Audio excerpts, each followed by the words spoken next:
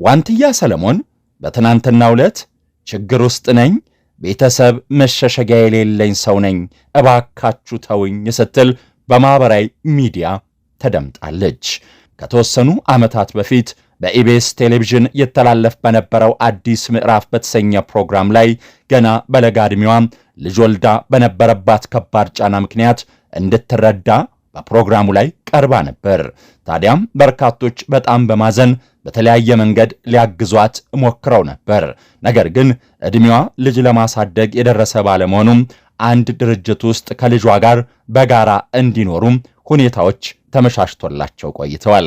ከተወሰኑ ጊዜያቶች በኋላ ግን በድጋሚ በፕሮግራሙ ላይ ቀርባ እስካሁን ለተደረገልኝ ነገር አመሰግናለሁ፣ ከዚህ በኋላ ግን ልጄን ለማሳደግ ብቁ ነኝ፣ የተሰበሰበልኝ ብር ተሰጥቶኝ በራሴ ልንቀሳቀስ የሚል ጥያቄ አቅርባ በነበረበት ወቅት ተመልካቹም ሆነ የኢቢኤስ ቴሌቪዥን በሐሳቧ ብዙም ደስተኞች አልነበሩም።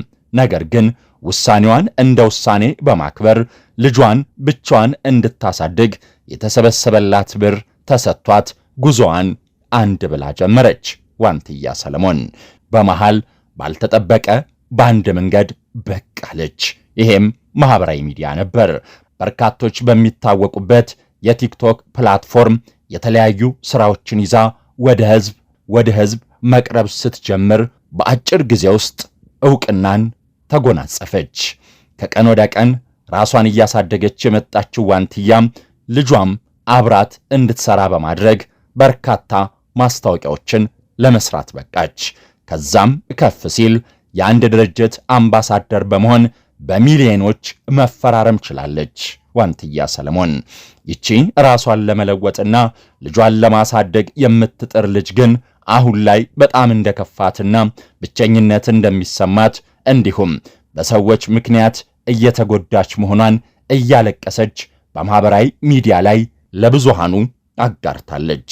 ዋንትያ ሰለሞን ምን ገጥሟት ይሆን የሚለው ጥያቄ ዛሬም እንደተዳፈነ ቢሆንም አንዳንድ ጭምጭምታዎች እየተሰሙ ነው።